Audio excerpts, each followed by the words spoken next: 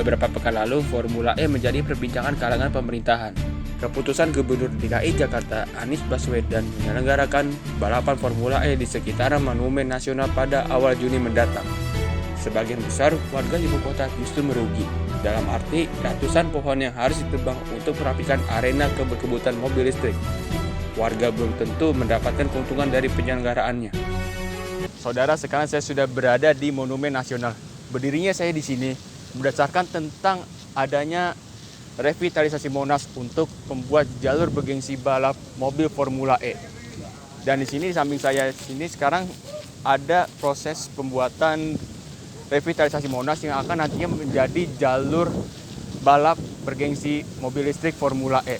Dan bahkan nantinya Gubernur Jakarta Anies Baswedan akan meresmikan itu di awal Juni nanti.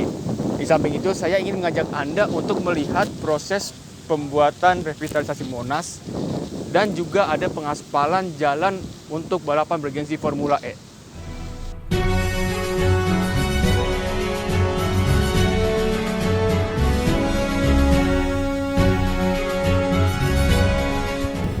Menurut Mas, tahu nggak kalau ada isu Formula E?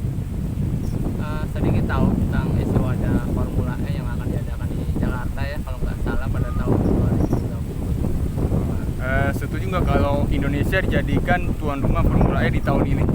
Setuju aja sih, menurut saya itu adalah sesuatu hal yang sangat baru ya. Yeah. Menurut saya mah.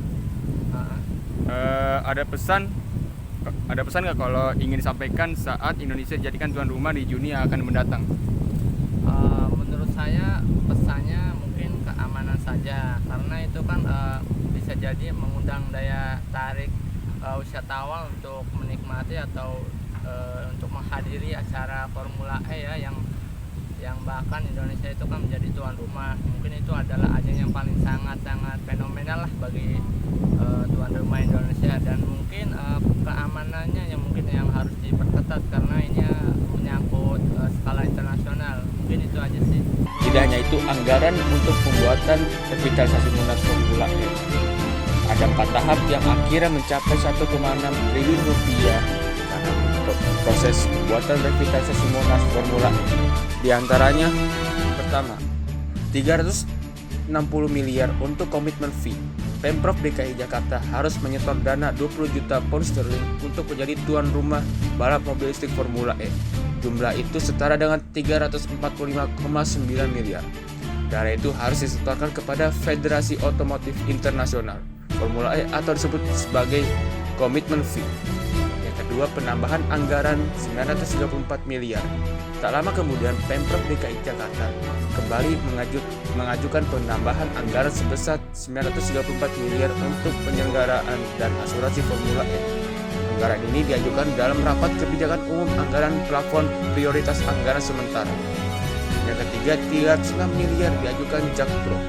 Selain anggaran yang diajukan Pemprov DKI Jakarta lewat Dispora, anggaran penyelenggaraan juga diajukan oleh PT Jakarta Propertindo. PT Jakpro sendiri merupakan badan usaha milik daerah yang ditugaskan oleh Anies untuk menyelenggarakan turnamen balap mobil listrik tersebut. Yang keempat, 600 juta untuk sosialisasi. Pemprov DKI Jakarta mengajukan anggaran senilai 600 juta untuk sosialisasi dan pre-event Formula E. Dalam draft tertulis kegiatan Jakarta Fun Race 2020 dengan keterangan sosialisasi dan pre-event Formula E dengan jumlah anggaran 600 juta rupiah.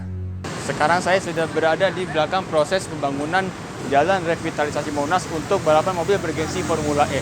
Karena di posisi saya sekarang ini akan menjadi salah satu ajang balapan mobil balap bergengsi Formula E yang akan mendatang pada tanggal 6 Juni 2020.